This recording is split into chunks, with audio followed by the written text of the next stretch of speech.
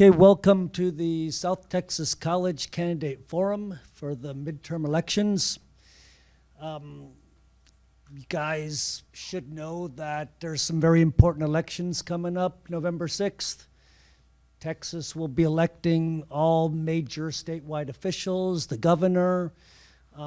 We have the U.S. Senate race that we're talking about today. Also, state rep, local congressmen. November 6th, for those of you, I encourage everyone to be registered. If you're not, the registration deadline is October 9th, and early voting starts on October 22nd. With the midterms, the most high-profile race we got is the U.S. Senate race. You guys have probably heard about Senator Ted Cruz running for re-election. Senator Cruz is the more well-known of our two senators, more well-known than the senior senator, John Cornyn, even though John Cornyn is the majority whip in the Senate. And you know that he is facing a spirited challenge from El Paso Congressman Beto O'Rourke. What's not so well known is that there's a third candidate on the ballot. Candidate from the Libertarian Party, Neal Dikeman. And unfortunately, Neal Dikeman will not be with us today. He has come down with an illness, so in his place, we will have Mr. Anthony Cristo. And Mr. Cristo is the Libertarian Party's candidate for the 15th Congressional District. That's the district we're in here in McAllen, and he'll be challenging the incumbent Congressman Vicente Gonzalez and his Republican challenger Tim Wesley. He, like Mr. Dikeman, is from the Libertarian Party. I believe the Libertarian Party's been around since 1971. They called themselves, I saw a bumper sticker years ago saying America's Freedom Party. We quite frequently complain in American politics we don't have enough options. Democrats, Republicans, we want more options. Well, the Libertarian Party offers another option, and we have a good chance here to hear a candidate speak. Mr. Dikeman not with us today, but Mr. Cristo will be speaking in his place. So without further ado, give a warm South Texas College welcome to Mr. Anthony Cristo. After Mr. Cristo is finished with his remarks, we'll open it up to questions and answers. Thank you. Can you hear me? All right. I got a lavalier on, so I don't need this, but I will use it for questions later. My name's Anthony Cristo. I am a second-generation Mexican-American. My father was the first generation. His father was born in Monterrey. And he came over and settled in Brownsville with my great-grandmother and his sister. And when World War II came about, he enrolled in the U.S. Army, served in World War II, came back, retired in San Antonio, and that's where my father was born, and consequently I was. I do have ties to the Valley, though, because we used to always come down every summer to see my great-grandmother. And I remember back when the border was more free and open, where it wasn't necessarily a line. And this is actually something Neal told me. He goes, it wasn't really a line between two countries. It was kind of a general area where like 50 miles in to the US, pretty much people can come and go as they please. 50 miles to the south in Mexico, people can pretty much come and go as they please. When September 11th happened, borders clamped down. We wanted security. Now, before that, there was quite a few people that were living in Mexico, crossing the border to work, and then going home on the weekends or sometimes during the non-harvest seasons during the months. Once that happened, they had to decide, well, do I go where the family is or do I go where the money is? So a lot of them came over here and stayed where the money is. And that's one of the things that Neal has wanted to address, because both of us oppose the wall, because it's going to first of all, it's not going to stop anyone from coming over. As most of you know, most of the people coming across the border aren't even from Mexico. Sometimes some of them have walked all the way from Guatemala, El Salvador, Nicaragua, countries that really had a lot of turmoil, and sadly, the U.S. is responsible for it. If you've taken your world history, you know that the CIA helped depose the duly elected president of Guatemala so United Fruit Company can get access to their fruit. Other things, deposing the leader of Nicaragua. You remember the Contras and Sandinistas. Some of you too young for that. That war raged on for a while. And of course, people are fleeing that. Where do they go? They go up north because there's no war for one thing, and there's food and freedom. So really, whenever Trump says we got to stop this immigration, he's really wanting to stop brown people from coming up. There's no other polite way to say it. Because I've lived in Los Angeles, and anyone who's been there, especially in the grocery store, you'd be standing in line. The person in front of you is speaking Tagalog. Anyone know what Tagalog is? It's the language of, one of, I think, the Philippines. Yes, it's one of the languages of the Philippines. The person behind you could be speaking Mandarin Chinese. The person to your right could be speaking Russian. The person to your left could be speaking Bulgarian. They sound similar, but they're different. I guarantee you not all of them are here legally. And if you ever go down to the San Pedro docks, they call it San Pedro, I know it's San Pedro, you could actually see people coming off the boats and just scurrying off and going off into LA. It's a huge, huge city. And it's hard to keep track of them. So the Mexico border is not the only place that is leaking. But for whatever reason, that's where he wants the wall. Neal and I both feel it should not be put up for those reasons, as well as the fact that they're going to use eminent domain to take the land to put this wall up. Libertarians feel that it's your property. If you don't want to sell it, the government should not be forcing you to give it up. It'd be like if they wanted to put a thoroughfare to cut across your street to join the next street and say, we're going through your house. It's like, but I live here and I can't afford to move. It's like, well, we're going to pay you fair market value, and that's always subjective. But you're going to have to move because this street has to go through there. And if you think that can't happen to you, it does. And it's happened to quite a few people. And libertarians feel that if it's your house, stay there. Government should not use eminent domain ever. That's one of the things of illegal search and seizure that we kind of feel, if you remember that right. If they're seizing your property and they say it's for eminent domain, it's really not something that libertarians support. The other thing that libertarians support, and this is something that's slowly becoming popular, but still not quite, is ending the war on drugs. That has been on the party platform since 1971. They said the drug war should not even exist. It's your body.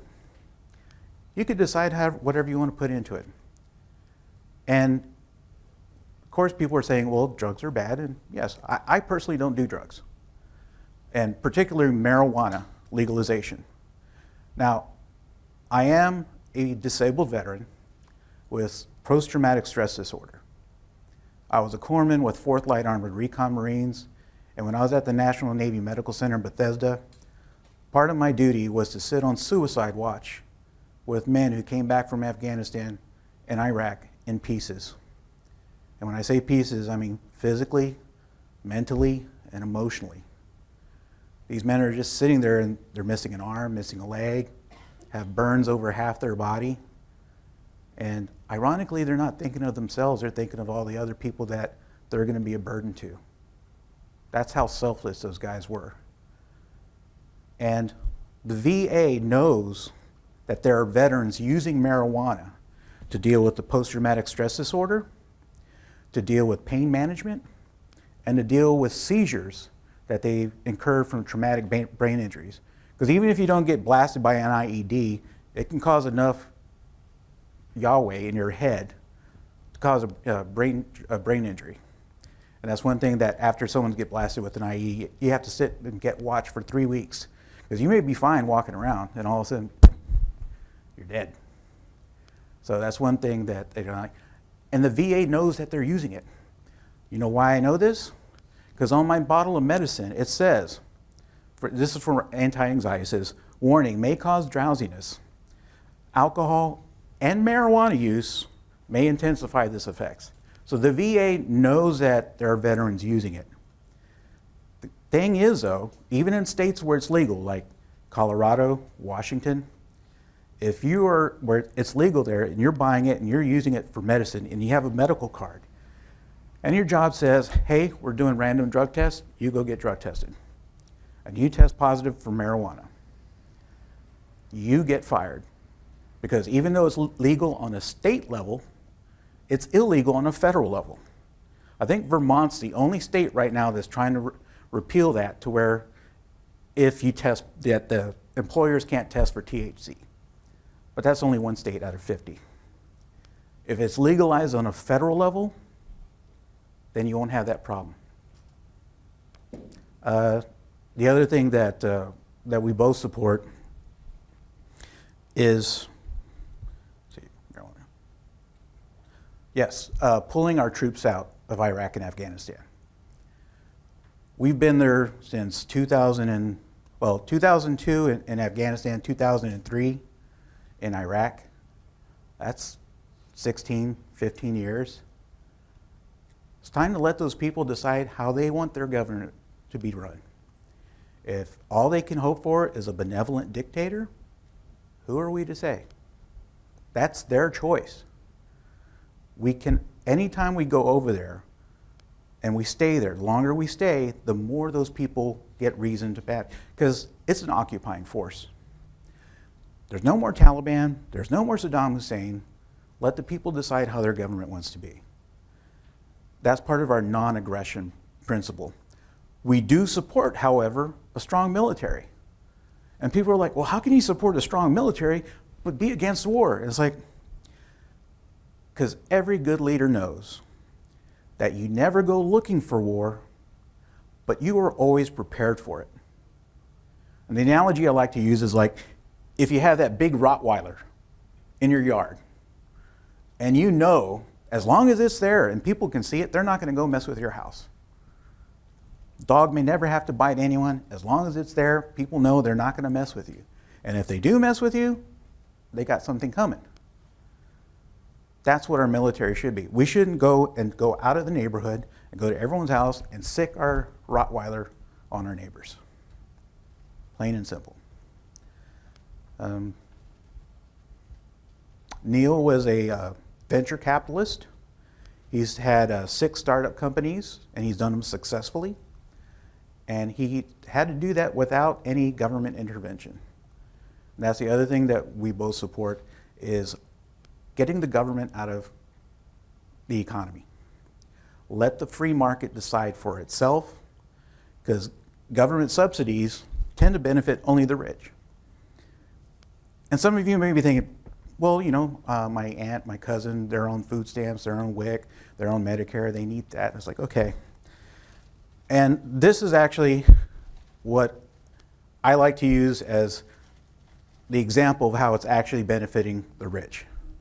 The Walton family, who owns Walmart, they're the biggest employer in the United States. They have 1.3 million employees, which is a lot of employees. But most of them don't get paid enough to live off their wages. A lot of them, as a result, have to get on government assistance. They get on food stamps, they get on WIC, they get on Medicare, Medicaid, whatever the state has. And so they get this money coming in from the government, from your tax dollars, going to those people. Now, they don't hold on to that money. You're at work at Walmart, and then your wife calls and says, hey, honey, can you pick up some meat for tomorrow and some bread and eggs? Sure, hon, I got it. Where's that person going to spend those food stamps? At work, at Walmart. Hey, honey, I got a prescription to pick up. Can you pick it up for me? Sure. Where are they going to pick it up at? At the pharmacy at Walmart.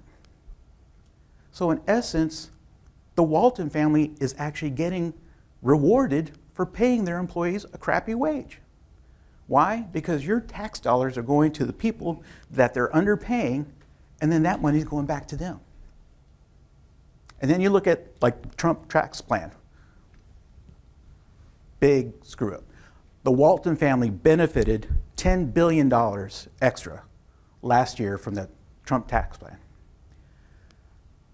Now, we as libertarians don't feel we should tell anyone how to spend their money. If you want to put it in a shoebox and put it under your bed, that's fine, that's your right. More power to you. But it would be nice to see if they had given their employees a bonus. And there was a news article saying, yes, they did give some of their employees a $1,000 bonus.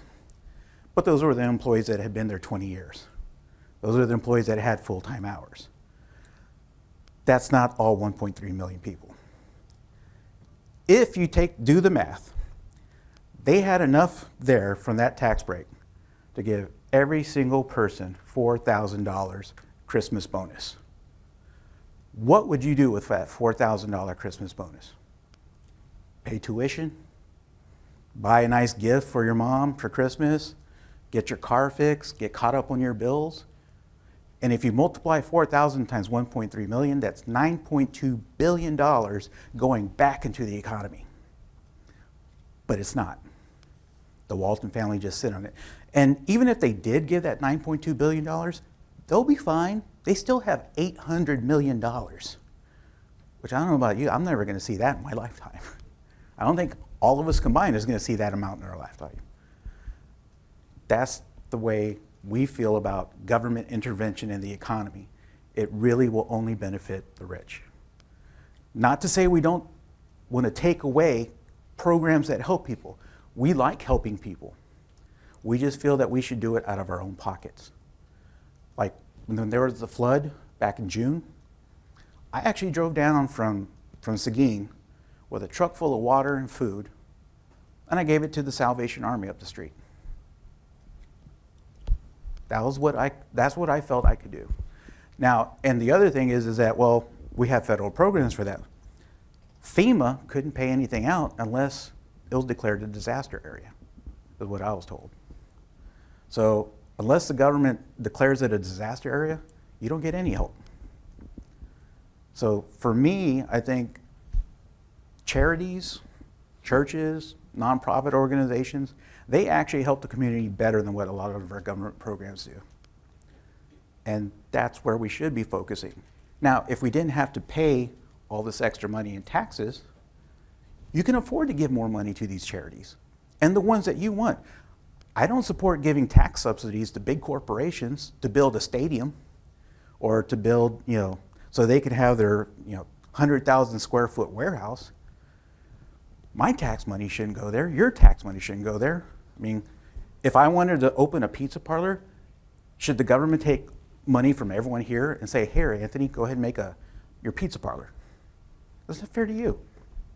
That's why we're against subsidies, period. But at the same time, like I said, we do support helping the community. We do support helping people. Those are pretty much the things that I have to say that coincide with Neal. You have the cards in front of you. They're basically the Libertarian Party platform and what we stand for.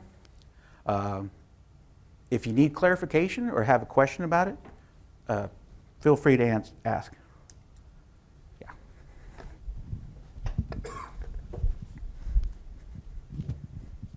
Questions? Out of all these issues, which one do you feel is most vital or important? If you had to pick just one that was the most important.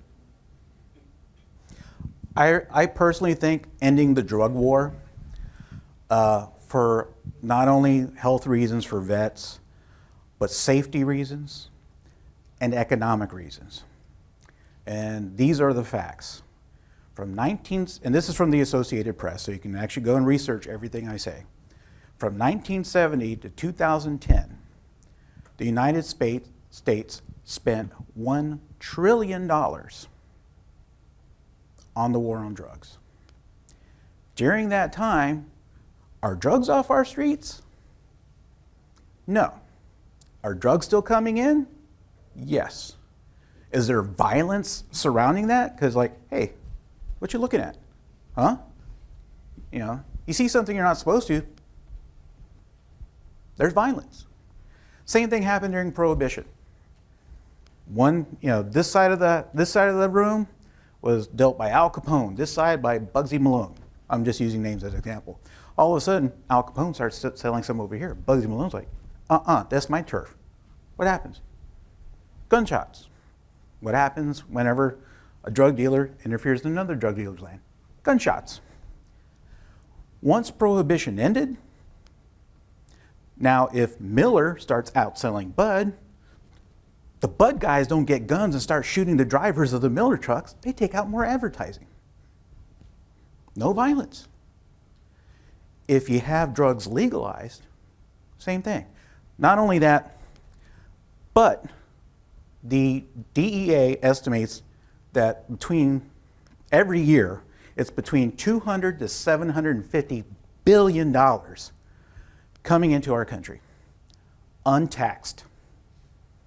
They're not paying taxes on that. And they only estimate 200 to 750 billion because they don't report it to the IRS. Plain and simple, it's tax-free money. So if you legalize it, then you can actually control the revenue flow, see where it's going. The other thing about safety issue, besides not shooting up the streets, is you get a better quality product. Now, I went to the Jim Beam Distillery in Kentucky this past April. That place is so clean, I would literally feel comfortable eating off the floor. It was that clean. Now, if you think back during Prohibition, where were they distilling liquor? In swamps, basements, attics, dirty, unclean places. And sometimes people who would drink that, they would go blind because someone decided to use antifreeze to help boost up the fermentation process, or they're dying because the product just wasn't that good.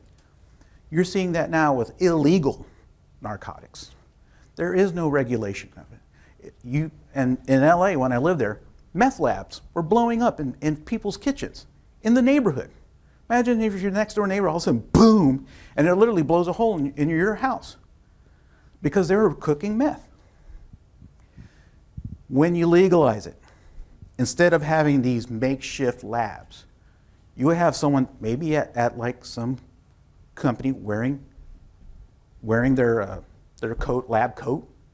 They have a PhD or whatever in chemistry, and they're handling this under a controlled, sterile environment. And just like with alcohol, if you're not aware of this, alcohol is diluted when it comes to the store. When it comes out of the cask, it's like at 129 proof.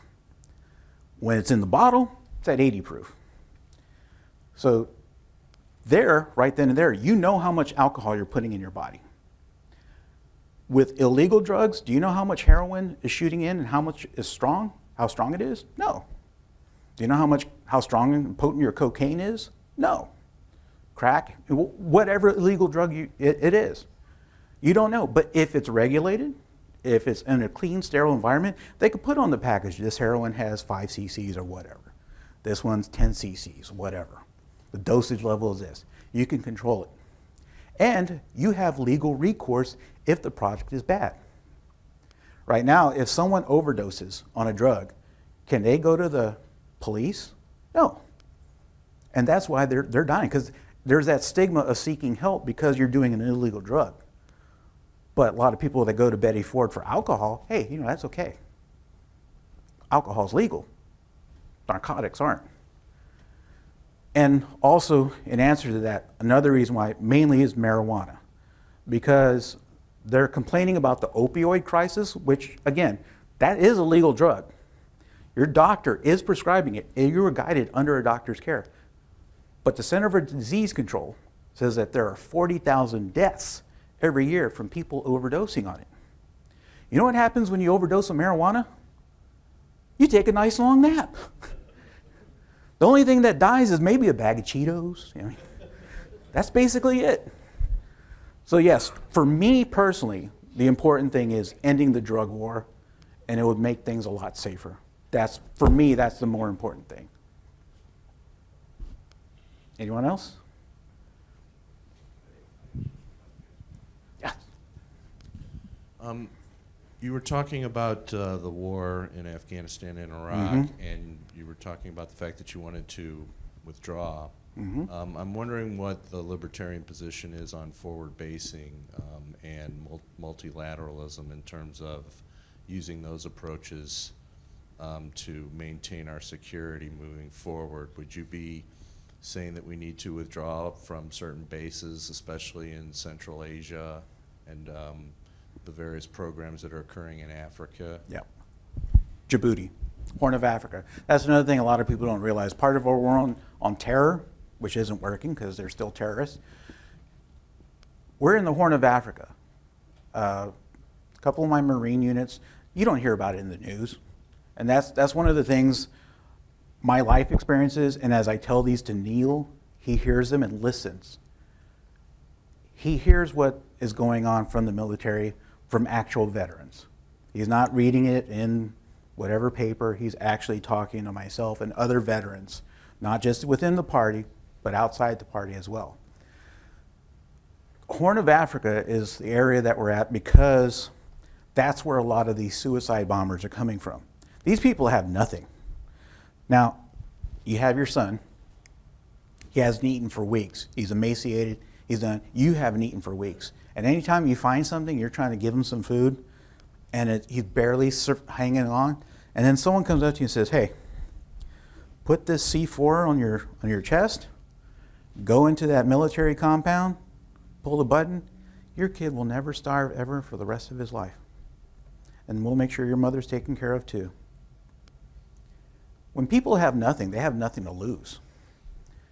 And they're not lying when they tell these people they'll take care of them like that, because they will. That's how they keep getting people to go. It's either let my family starve and I die, and all of us starve, or I die and they live comfortably for the rest of their life, and I die knowing that they're going to be fine. So that's why we're in Horn of Africa. Again, it's not working. We're still having suicide bombers. We're still having people joining ISIS and other factions that are trying to basically tell the United States, get the hell out of our country. And the analogy I like to use in parallel is our own country. 1776, we declared our independence. Roughly like 1778, we were done with the war. But we had the Articles of Confederation. It really wasn't working. And then it wasn't until 1788 we finally came up with the Constitution. My history is a little fuzzy, but I know the Washington became president that time, right? 1788. I'm asking. 89? Yeah, he was elected 88, but became in 89. So basically it took a good 12 years for the United States, using just printing presses, to figure out what to do with their country. And like I said, in Iraq we've been there 15 years, in Afghanistan we've been there 16 years, and we have the internet, we have television, we have radio. I'm pretty sure they can communicate well enough with each other to decide how they want their government to run. So ideally, I would actually like to see us pulled out of those regions, because all it's doing right now is feeding that anti-American sentiment of being a occupying force. No matter how nice we are to them, doesn't matter. They still resent the fact that we're there. The other thing that also why I want them out is because of veteran suicides. Not sure if you're aware of this, but the Libertarian Party, at our national convention, we did a march through downtown New Orleans with white masks, death masks, to personify the 20 to 22 veterans that commit suicide every day. And it's very hard, if you've never served, to imagine why someone would kill themselves if they made it back safely. But I use this story because this is something that haunts me every day. And it was from one of the soldiers that I was on suicide watch with. He went to Iraq, Marine, Lance Corporal, so he's E3, and he gets put on guard patrol. Now in Afghanistan, Iraq, there's this roadway right here, and they have signs everywhere. English, Farsi, Arabic, whatever language is spoken around there, it's written there, do not cross. cross this line, you will be shot. They tell everyone in the city, do not cross that line. They know, do not cross that line. And then further down, there's curfew. Do not drive down this area after 8 o'clock. You drive down here after 8 o'clock, you will be shot. Everyone knows you don't drive down that area at 8 o'clock, after 8 o'clock. So, he's a 19-year-old Lance Corporal. He's on patrol. This guy starts walking towards him like this. And he's like, tells him, halt, stop. Guy just keeps going like this. Finally crosses the line. And he's never killed anyone before. And he knows that if a guy gets closer and he's packing, he's dead. So he makes a decision. Of course, his sergeant's telling him, shoot. So he shoots. Kills the man. EOD, which stands for Explosive Ordnance Disposal, goes to check his body. Nothing. Not a thing on him. Turns out the man was mentally retarded, and his family was actually very understanding. They're like, it's okay, he didn't know. We tried to tell him not to, he just didn't understand. It's okay. Yeah, that may be okay with him, but it's messing this 19-year-old Lance Corporal up in his head really bad. So he's not on duty on guard patrol for a couple of weeks. Then he gets put on night patrol. And again, there's that sign that says, after 8 o'clock, do not come here, you will be shot. This time, it's like 9:30. Some car comes barreling down, top speed. Everyone's on guard, just automatically fires because you don't know if there's a guy with a suicide bomber in the car. Car gets hit, crashes, EOD goes check out, nothing on it. Turns out it was a college professor from the nearby university who was hurrying home to his wife, and he was late, and he didn't want her to worry. So now this 19-year-old Lance Corporal is thinking to himself, I killed a mentally retarded man, and I killed a college professor. Okay, I'm not feeling so good. Gets even better. A couple of weeks later, he's back on the same patrol, same spot. This time, a little 4-year-old kid's walking up to him, just kind of smiling. Little kid. And he has a little brother about that same age, 4 years old. And the little kid starts crossing the line. He's telling him not. Sergeant's telling him to fire. And when he looks at this 4-year-old boy, all he can see is his little brother. But finally, after being yelled by his sergeant enough, he points, pulls the trigger, kills this little kid. EOD goes out to check his body. The kid is packed with C4 all over. If he hadn't killed that kid, that 4-year-old boy, him and every Marine within that front area would have been dead. And then the sergeant had to explain to him, you can't think like an American when you're here. In America, we would do anything to save our children. But to a lot of these people, they're sacrificing them for Allah. And there's no greater glory than doing that. Now, that helped him resign his fast to the fact, okay, those first two were probably tests. They're testing our mettle, testing our resolve, seeing how well we're going to carry out our orders. And then they send in two innocent people as tests. Then they send in the whammy, the trump card, little 4-year-old kid. They know we have a sensitivity for 4-year-old kids, any children. They know that's our weakness, so that's what they will use. That does haunt him to this day. Luckily, he hasn't killed himself yet, but imagine living with yourself after being there and having to shoot and kill 3 people, one of them a 4-year-old boy, and the 4-year-old boy, if you hadn't killed him, was going to send you straight to hell. You're always going to wonder, is my life really worth more than this kid's? This kid had his whole life ahead of him. And you got to keep reminding yourself that I wasn't the one to put the kid up to it. And if I hadn't done it, I'd be dead. Those are the type of things that these veterans are going for unnecessarily. They may not have, when I say that they came back from Iraq and Afghanistan in pieces mentally, physically, and emotionally, that's the emotionally and mentally part.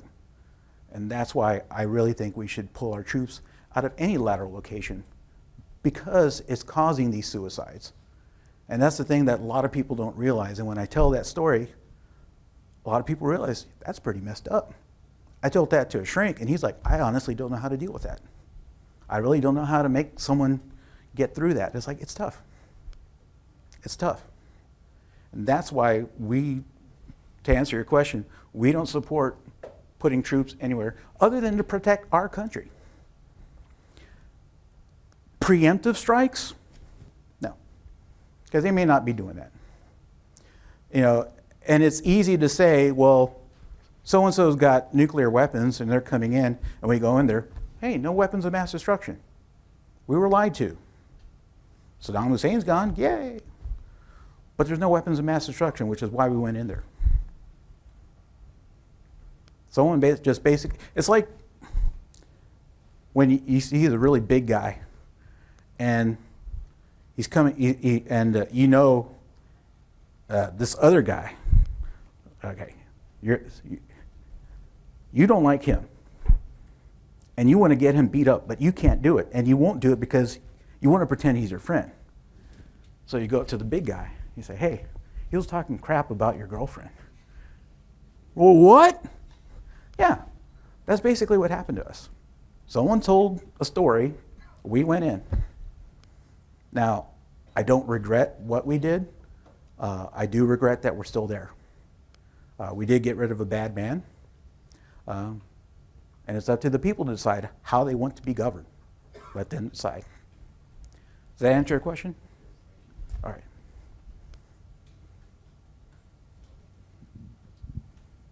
I was curious as to what the Libertarian stance is on taxes. You spoke a bit in depth as far as critiquing the Trump plan and not trying to tell people so much how to spend their money, or what do you feel is the fair balance in income, federal, things like that? Ideally, the Libertarians feel that taxation, and you may hear this a lot, taxation is theft. Pragmatically, we know it's not going to go anywhere anytime soon. So Neal and I, we both feel, to be practical about it, we would like to eliminate some of the unnecessary programs. Like if we end the war on drugs, that's going to save $25 billion a year, not having the DEA and ATF, all these organizations that are trying to control it and fight a losing battle. And then having lived in Colorado Springs where it was legal, if they tax it, which again, we don't like the T word, but if they tax it, that's going to keep more revenue coming in while saving revenue, and you can actually start not needing so much money from the people. And you can actually start paying down the deficit. Because if we hadn't spent $1 trillion in those 48 years fighting the war on drugs, our deficit will only be 20 trillion instead of 21 trillion.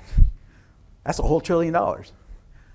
But those are the things that we would want to see about eliminating the programs that are unnecessary and keeping the ones that for now are, and then slowly wean ourselves off them. Because that's the best way to do it, is figure out what's important, what's essential, keep that, and whittle away the surplus ones that are bleeding money or bleeding money up to the rich, like the business incentives. Because I personally don't think no company should not be considered too big to fail. We believe in supply and demand economics. If Domino's Pizza goes out of business, we're not going to give them subsidies to keep open just to compete with Papa John's and Pizza Hut. If you can't keep up with a good product and it fails, that's your product. So like any bank, if they've loaned too much money out and the people can't pay it back, we're not going to bail you out. You're the ones who decide to make that. Plus, if you look at it, a good example was, I believe it was 2005. I think it was American Airlines. Their CEO was making $300 million every year. That was his annual salary for 1 year.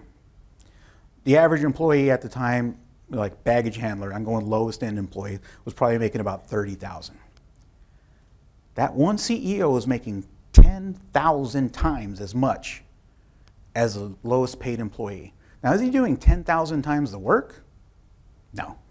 Is he doing 10,000 times, is he 10,000 times more important? No.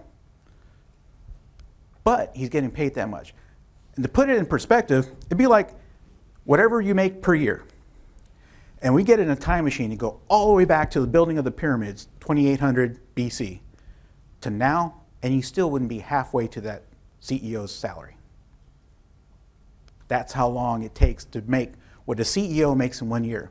Now, they were going bankrupt. Government kind of subsidized them, but this is what they were doing. The CEO still kept his $300 million a year salary. He was laid off over 1,000 people that were below him. And you figure 1,000 times 30,000, that's $30 million. If he had just taken a $30 million pay cut, those people would still have their job. Those people would actually be going and spending money out in the economy. Because a lot of people think the rich control the economy. The middle class does. Your pillow goes bad. Do you keep using it, or do you go buy a new one? You go buy a new one. You think a rich guy cares about that? No. And that's the thing. Percentage-wise of his income, he pays a lot less. To him, $30 million is nothing. That's chump change. To you, that's like hitting the lottery. So we don't feel that we should subsidize these companies that are basically running themselves out of business. Those are programs like that we want to see eliminated so that we could start reducing the tax burden on everyone else.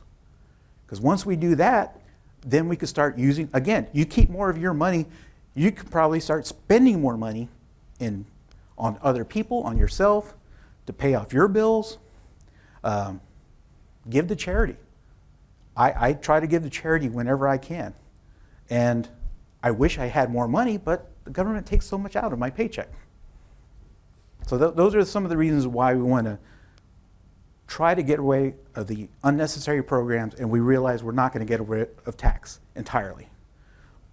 The other thing is that we would like to see is a balanced budget amendment that's in place, that it's not going to say if your budget doesn't meet the amount of money that's coming in, you can't raise taxes to get it. You have to cut something from the budget.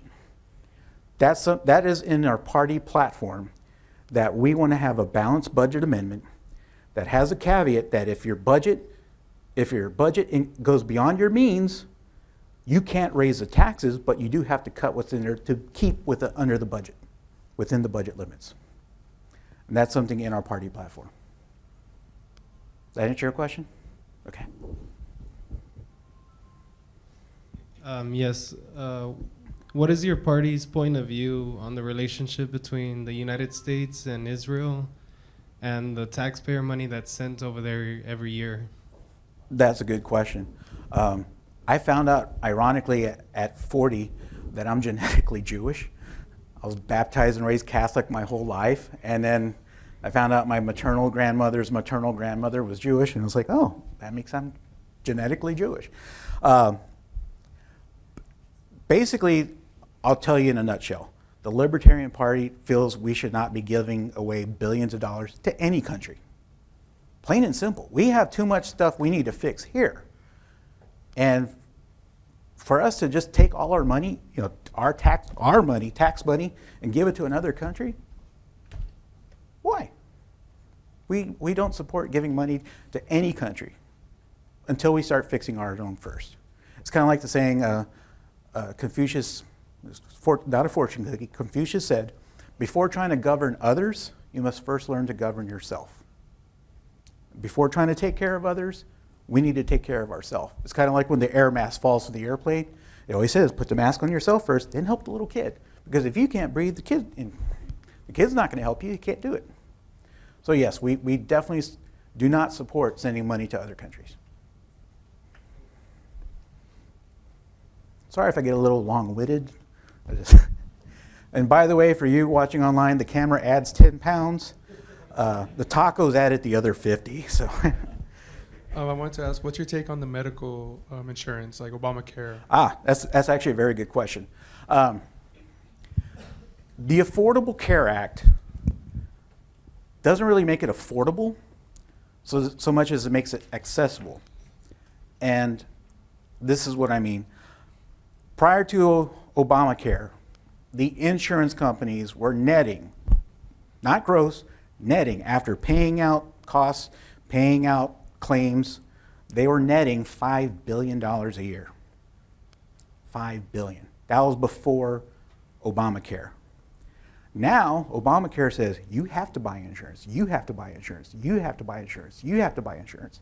And if you can't afford it, that tax deduction you're going to file on your income tax, it gets taken. I'm using you because you're right there. That tax deduction that you were going to claim on your income tax, that's going to go towards your insurance, so you can't claim it, but yes, you're going to be insured. Now, who's getting that money again? Just like with Walmart. The hospitals, the pharmaceutical companies, and what happened?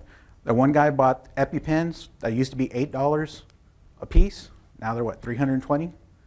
The other guy, he bought the HIV drug, and it's now $1,500 an injection. And that's to keep someone alive. So basically, you're getting all these people that are profiting off the pain and misery of others at your expense, at their own expense of not having that tax deduction if they're using Obamacare. And who's the only one that's benefiting? Drug companies, hospitals, insurance companies too, because even though they cover pre-existing conditions, they're still able to deny coverage. A good example is my mother-in-law. She was dealing with stage 4 follicular lymphoma. Luckily, I just got the word today, she's cancer-free. Literally before I came in, I got the call from my wife and I was like, that's really good to hear. But the thing is that she went through her rounds of chemo, and then her oncologist said, I really think we've gone through the standard protocol. We should do one more just to make sure. Now, this is her oncologist telling her that. Insurance company said, nope, we're not covering it because it's unnecessary. And here's how the insurance companies work. They have a board of doctors that look at these things and say, this is unnecessary, this is necessary, this is necessary. The thing is, it doesn't always include a specialist in whatever you're needing. They may not have an oncologist that's up here making the decision for the oncologist who set it down here. It may be a pediatrician, it may be a bone doctor, someone that has no clue about oncology. They may be an excellent bone doctor, they may be an excellent pediatrician, but if they don't know cancer and oncology, they can't really make an educated guess on that. I mean, would you go to your dentist for a heart surgery just because he's also a doctor? No. Same thing, and that's what insurance companies are doing. They're still denying coverage and procedures that they deem unnecessary. Why? So they can keep that $5 billion plus a year net profit. And then, not just for that, another friend of mine, he lost an eye. Now, I'm not sure if you're aware of that, but if you lose your eye, your orbit will slowly start closing in, and you'll have like a little crushed gap in your socket if you don't have a prosthetic eye. Insurance company said it was cosmetic. Unnecessary. So he actually had to do a GoFundMe, and me and all our friends pitched in to help him get a glass eye. And yeah, the insurance company, for them, that was saving them $3,000 to go again to their net $5 billion plus. I don't know what it is now after Obamacare, but I'm pretty sure it's higher. That was before Obamacare. So now that everyone's forced to do that, what I liked, and this is something that actually Ben Carson came up with when he was running for president. I like this. And this is one of the things about libertarians. We don't care what party you're coming from. If you have a good idea, we'll listen to it. And if we like it, we're going to support it. Ben Carson said, instead of giving money to insurance companies, have the option to give it into health savings accounts. Because you guys are pretty young. You probably don't have the medical concerns someone my age, 47, has. You know, I got a blood pressure meds, I got other things creak, but you're young and healthy. You probably aren't going to go to the doctor as much. So anytime you're paying your premiums to the insurance company, it's actually going to help me and some other people, not you. Now, if you have a health savings account, you're 18, 19 years old, you start putting money into it. Like insurance, it's not taxed. It comes out of your paycheck, goes into this health savings account, it's not taxed. And you keep putting that in, and it goes there. Now, say all of a sudden you're riding your motorcycle and you fall and break your leg. Well, now you go to the doctor, you get the money out of your health savings account to cover that. And not only that, the interest is untaxed as well. So as long as you're healthy, you're getting this money put in. What would that cause? Well, now the insurance companies aren't getting your money. The health savings account is. And if you're not giving money to the insurance company, you're not giving money to the insurance company, what's happening to the insurance company? They're not getting the profit. So what are they going to have to do? They're going to have to make their prices more competitive. To say, you know what? Instead of your premium being, $1,000 deductible, it's only $500. And then you say, oh, okay, well, I think you could do better than that. Because I don't know about you, but they take over $200 every paycheck, every 2 weeks out of mine, just so I can have insurance for myself and my wife. That's it, 2 people. And even then, most of my stuff's covered through the VA. So really, I'm paying $200 every 2 weeks for my wife's insurance. Now, if I take the $200 every 2 weeks, that's $400 a month times 12 months. That's $4,800 a year going to the insurance companies. That could be going to a health savings account instead. Because right now, my wife, she's 34. She's a lot younger than me. She doesn't need the doctor as much as I do. So she could actually have that money saved for her. And when she finally needs it, then she could do it. And that's why I think Ben Carson had a good idea, is keeping that option, that instead of doing insurance, having a health savings account as well. Does that answer your question? Okay. She has a question.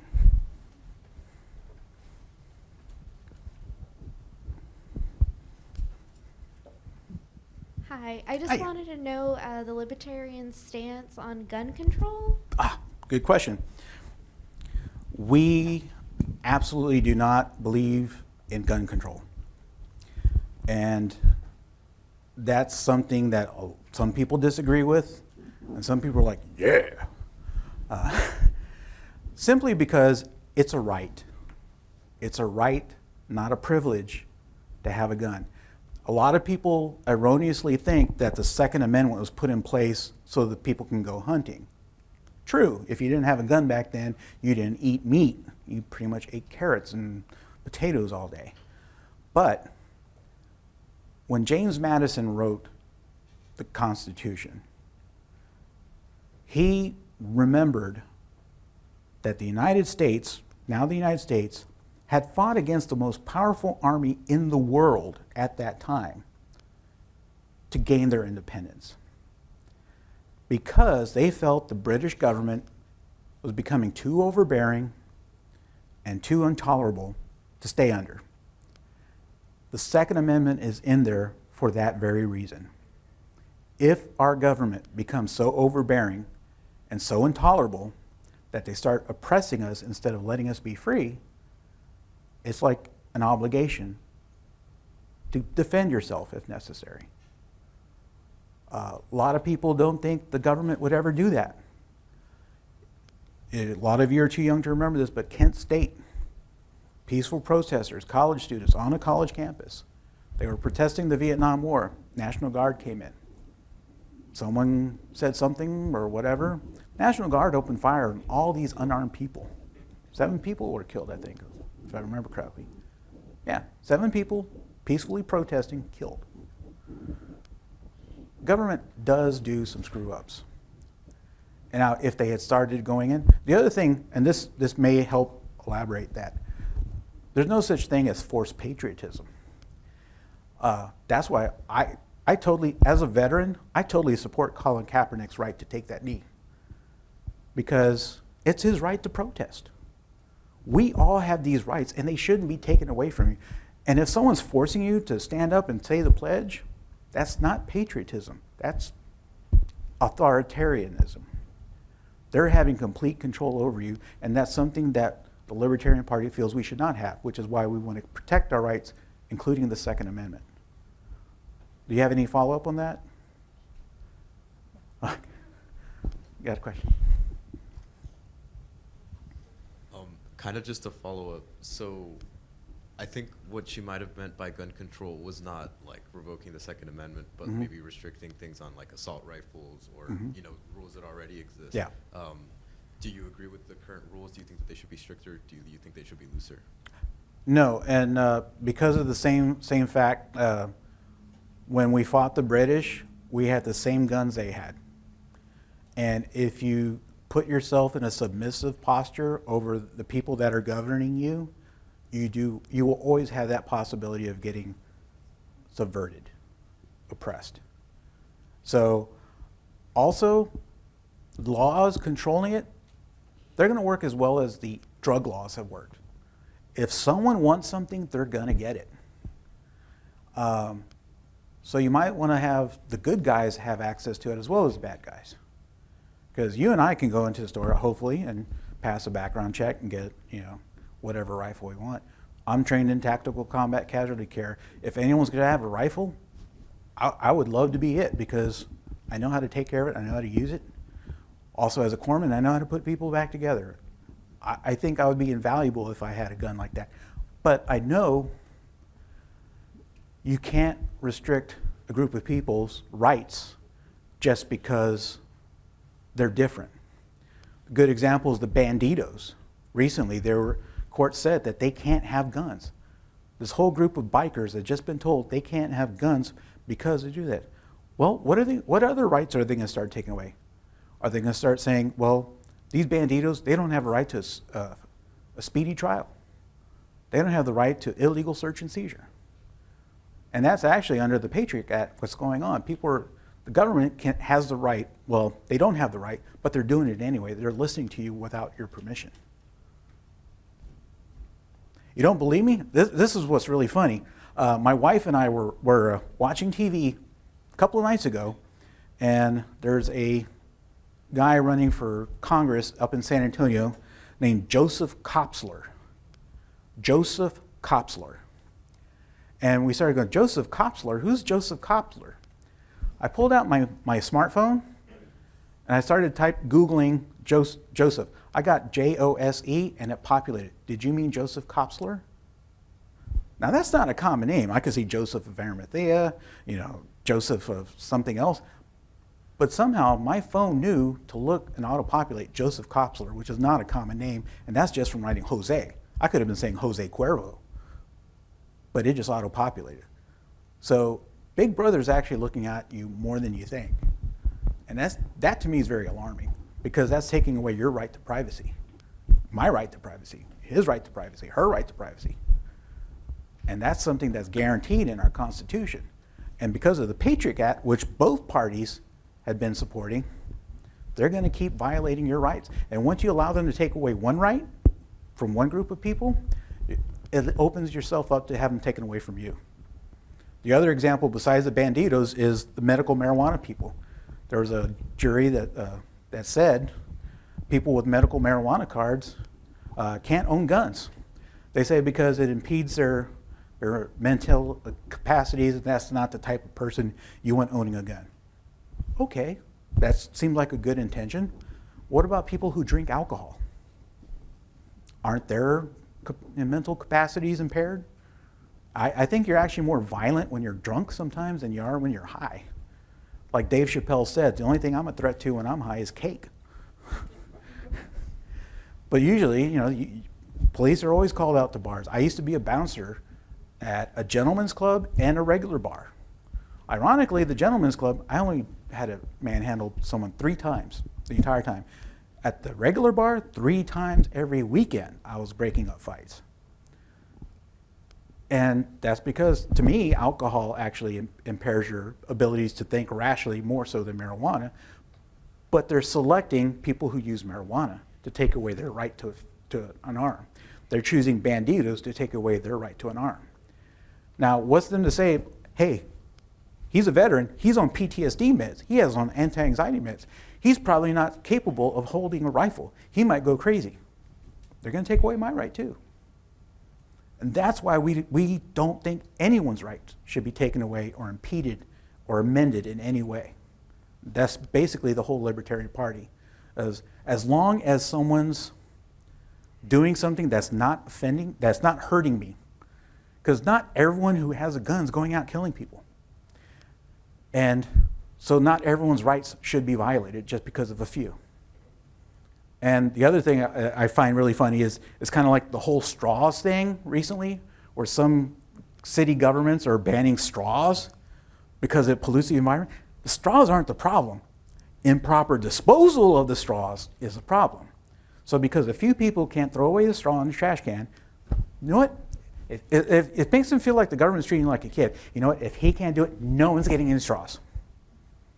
In Austin, liberal capital of Texas, they don't have grocery bags at H-E-B. You have to bring in your own bag. So if you go in and you buy a sack of flour, some bread, some tomatoes, and everything else, you better have a bag or you're carrying it out in your hands. Or you have to buy one of their bags. And again, the bags aren't the problem. It's the improper disposal of the bags. And H-E-B, I'm not sure if you know this, has a recycling bin right there for your bags. But some people feel that we're like children and need to be treated as such. Another example, New York City. Because they're looking out for your health, they want to limit how much soda you can get at McDonald's, 7-Eleven, or whatever place. So you cannot get anything larger than a 32-ounce soda. That's your thing. Now we're in Texas. Those 64-ounce big gulps really come in handy, especially in the summer. And that's the thing is, like, yeah, I'm a little overweight. Okay, a lot overweight. But that's my choice. If I want to exercise, if I want to, do things and get back in shape, that's my choice. The government shouldn't be dictating how I should live my life. Because then they'll start saying, okay, everyone has to be within the 17 BMI. Well, I'm built like a fire plug to begin with. So at 5'6", I have to weigh 155 pounds. Which I did when I was in high school, but now that I'm 47, that's not going to happen. So that's the thing is we're trying to rein in the governments, trying to control our lives. And to do that, it's by protecting our rights, including ones. It is tragic. No one likes to hear about school shootings. No one likes to hear about church shootings. That is a sad verity of life, and I wish I had the perfect solution for it. Unfortunately, restricting the Second Amendment for any reason is not going to solve it.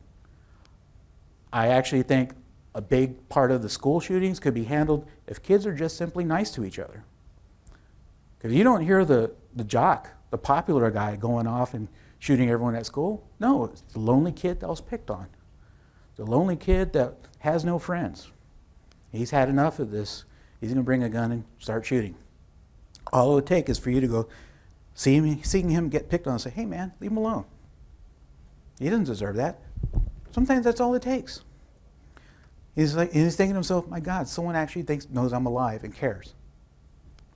To me, I think that would actually stop school shootings more.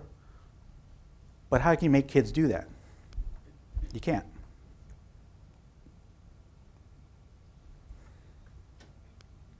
Follow up to that, I feel like we're always going into the extremes when it comes to issues on gun control. A lot of us, speaking for myself, I work in a school. I come to school. Where does your right to bear arms impedes my right to feel safe? I feel like it's a two-way street. I not only deal with children, I'm also a student. So I'm a double hitter here, a triple hitter, because a teacher, a student. And are you a parent? I am a parent. There you go. There's the other thing too. And I am a veteran also. I also know how to carry a weapon. Yeah. But that doesn't mean that the population should be carrying the same type of weapons that our military is carrying. That's why we have a military. Well, again, the thing is with the military is that is to prevent it, the Second Amendment is to prevent it from being over oppressive. Because if everyone turns in their guns, and keeps handguns only, and we don't have any, for lack of a better word, assault weapons, like M4, M16s, then they're the only ones that have them. They can outshoot us anyway. Granted, they got tanks too, but I think some people actually owns a few tanks, but that doesn't matter.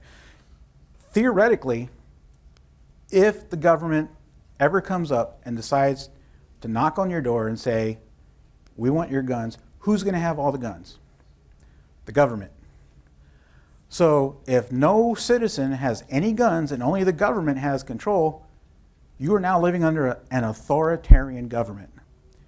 And I don't know about you, but I would not want to live under an authoritarian government, especially while Donald Trump is in office. Because he's the one that can decide where the military goes at any time.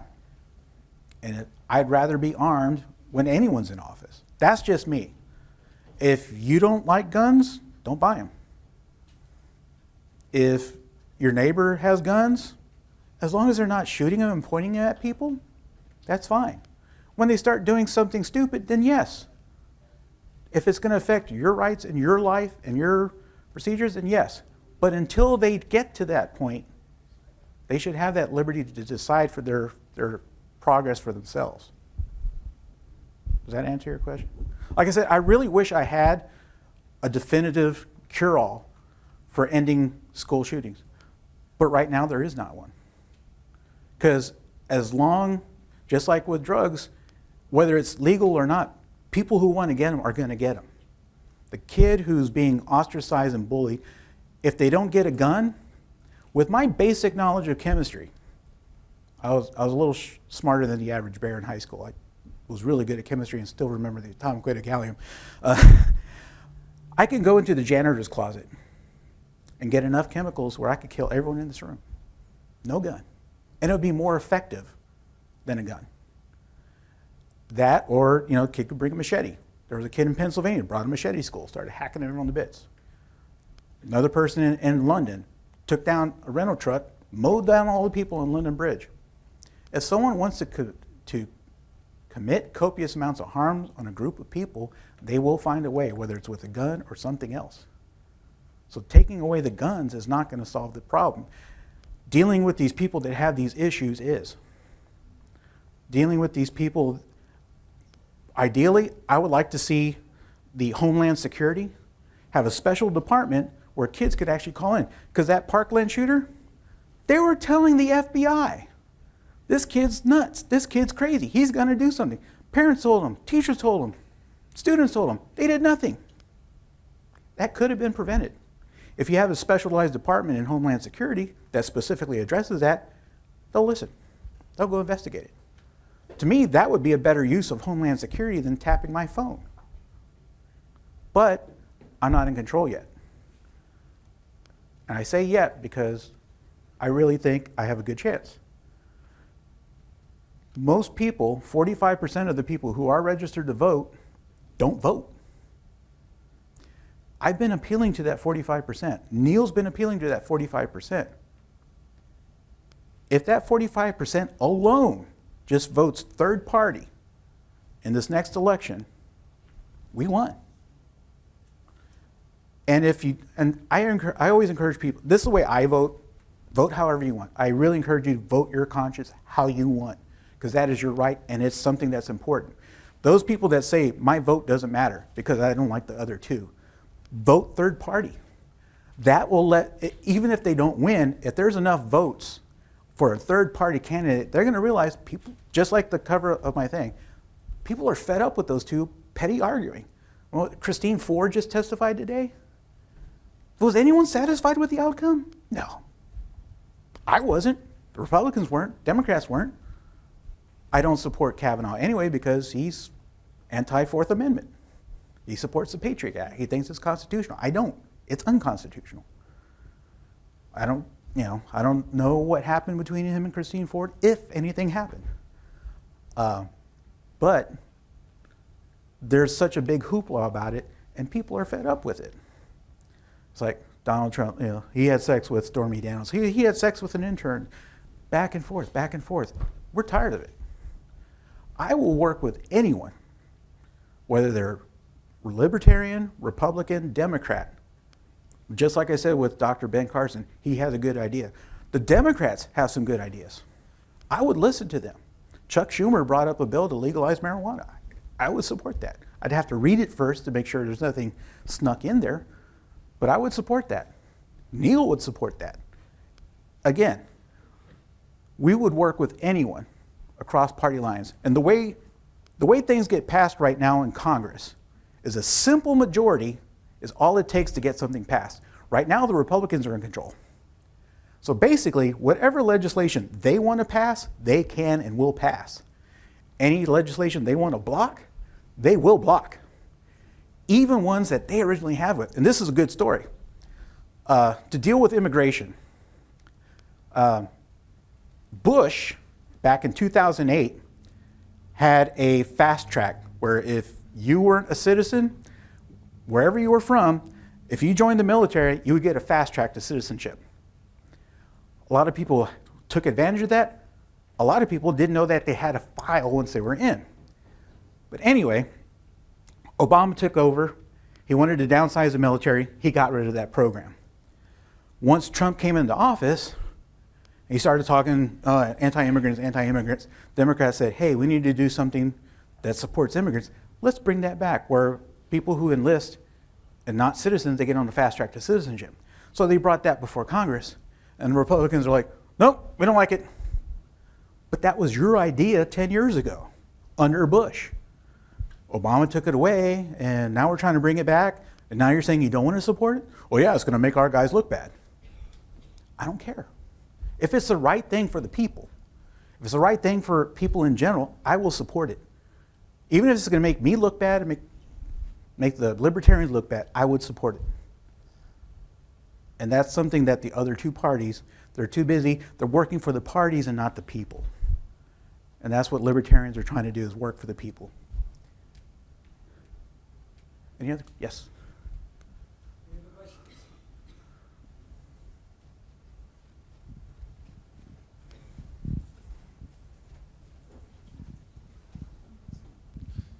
I was just curious what your stance is on abortion. I was baptized and raised Catholic. In 1993, I was a seminarian for the Archdiocese of San Antonio.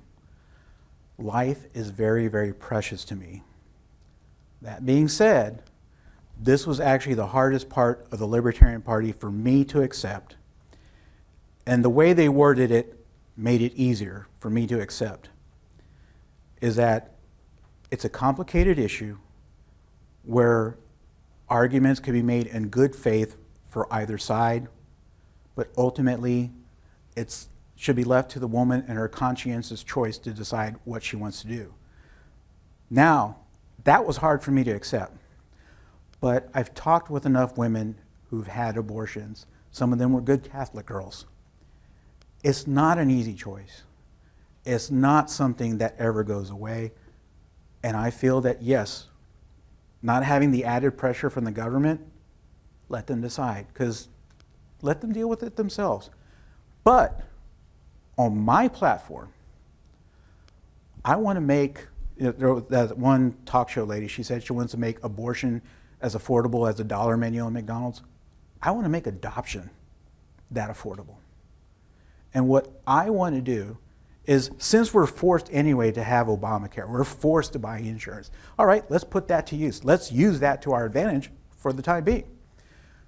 Say, you? Yeah, say she got pregnant. And she can't, and she's like, I'm in school, I can't afford it, I don't want to abort it, but I can't take care of it, my mom can't take care of it, my family can't take care of it. My wife and I, in all seriousness, we can't have children, and we would love a child, but we can't afford the adoption agency fees and everything else. This is what my plan would do. And I've talked with Neal about it. He thinks that's brilliant. My wife and I want to adopt your child. Now, once we have that agreement, she is covered under our insurance for prenatal care, for birth, and for the postnatal care, which is like 6 months after the delivery, because she's carrying our son, our daughter, whatever. And to me, if we have that included in our insurance coverage, that is covering someone who's not our family, but who's carrying someone that is going to be our family, that would make her choice a little easier and make adoption a more appealing option. Again, I'm not forcing anyone to make that choice, but I'm making that a more appealing option. Because like I said, I do value life. And this was very hard for me. And I think if adoption is more easier, more affordable, I think more women will choose. And the reason why I say that is because my wife was an oops baby. And her mother put her up for adoption. And she was adopted, and she had a nice family. And then when she was about 16, she got in contact with her biological mother. They're very happy now. So to me, and again, her birth mother was raised Catholic. So that played into effect her decision to put the child up for adoption. And that's something that I'd like to see more of rather than abortions. And to do that, I think forcing insurance companies, since we're forced to buy them anyway, hey, that's my child. Cover her health before and after the few months after the delivery and during the delivery. And that way she's going to be more receptive, like, yes, I can afford to have this kid because my doctor bills are going to be taken care of, my prenatal meds are going to be taken care of. All I have to do is keep going to school. It's basically she becomes like a surrogate mother. Does that answer your question about abortion? Yeah, go ahead. So you would agree that, and I'm sorry, I'm a little fuzzy on the libertarian. I'm a little fuzzy on the libertarian perspective. So you would agree that government-run programs, so as to serve a purpose like that, would be beneficial to us. Am I following you? Such as affordable care. Yeah, it wouldn't necessarily be a government-run program. It would be a mandate from the government of the insurance companies. So basically, it would be my insurance company covering her prenatal care, birth, and delivery. So it's really not on the taxpayer's burden. And that's one thing libertarians do. We try to alleviate the tax burden. Again, we hate the T word. We do think taxation is theft, but again, we know it's not going anywhere anytime soon. Good example of reducing programs is Colorado, when they legalized marijuana, the first year that they had it, everyone there, unlike Texas, they pay a state income tax on top of the federal income tax. Everyone got a refund of that money that first year because that's how much tax money it generated. That's how much it paid off their deficits just from legalizing it. Now, if they legalized everything else, who knows how much more money they have. Now there's a way to do it wrong. Washington State. I went to Seattle in 2015 to do a job up there. Now they tax that so high, it's still cheaper to get it off the street. So it really didn't do anything. There's no incentive to go to the dispensary because it's still cheaper out on the street. If they tax it too high, then you're still going to have illegal problems. So really, if it's done right, it can actually alleviate our general tax burden. And that's what libertarians are always trying to do. Okay.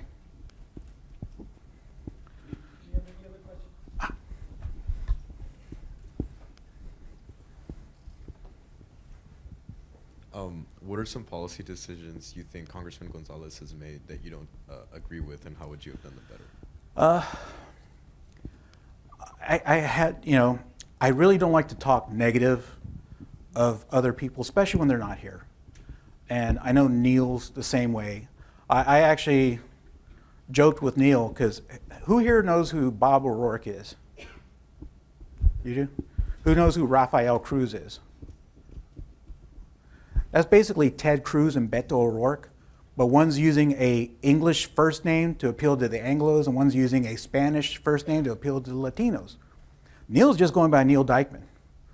I told him he should wear a sombrero and put that serape on over him and call himself Neal El Guapo Dikeman. He didn't like that. He didn't approve of that. But that's the thing is, we're going to be true to ourselves. And I don't like talking negative of other people. The one thing that did disturb me about Vicente Gonzalez, and it's maybe a minor thing, was when Melania Trump came to visit the detention center here. He posted on Facebook, I was like, oh yes, this is such a welcoming environment, and we're glad that you showed that you cared to come out and reach us, something along those lines. And I'm thinking to myself, did you not read the back of her jacket? I mean, she really just, whether it was, no doubt it was intentional, because no one's that stupid to wear that jacket saying, I really don't care, do you?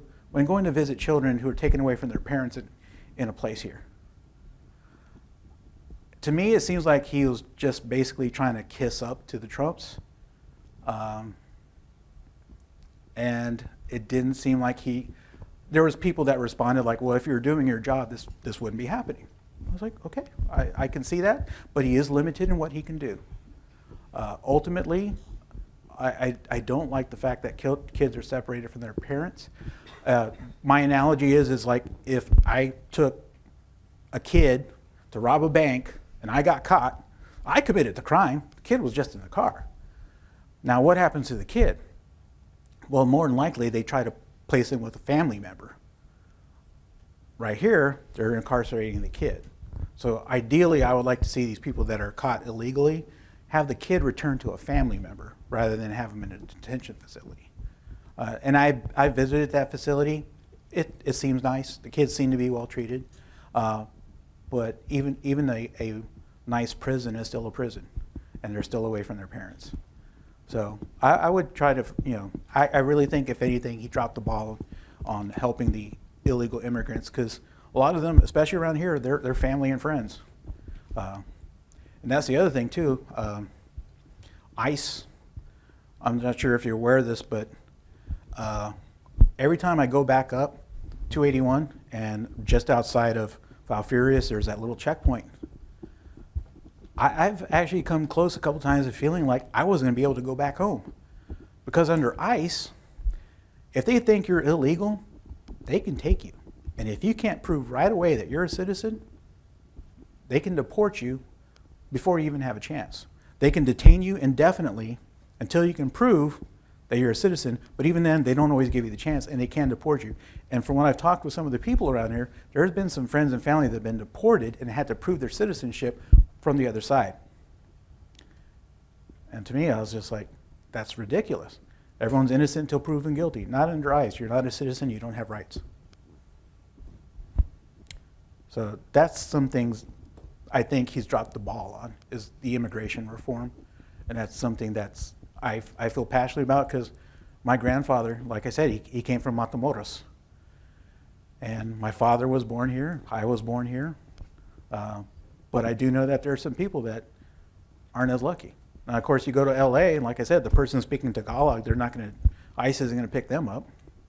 They're not going to pick up the person speaking Mandarin Chinese behind me, the person speaking Russian, but they'll take a look at my darker skin and say, hey, where are you going? Where are you from? So that's one thing I think he dropped the ball on, is immigration reform.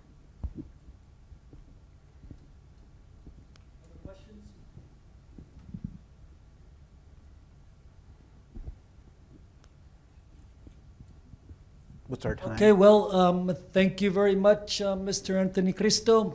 It was very informative. Remember to, if you're not registered to vote, October 9th is the registration deadline. Early voting starts October 22nd, and the general election is November 6th. Before we give Mr. Cristo a round of applause, in the audience as well is the Libertarian candidate for Railroad Commission. That's a statewide 3-member board that regulates the oil and gas industry in Texas. If you want to ask him questions, he'll be here to take in your questions. Is it Mark Ryan? Mike Ryan. He's here if you want to ask him any questions. He's going to be on the ballot as well. So without further ado, thank you very much. Thank you. And if you have any questions, I'll be over there for a little bit more.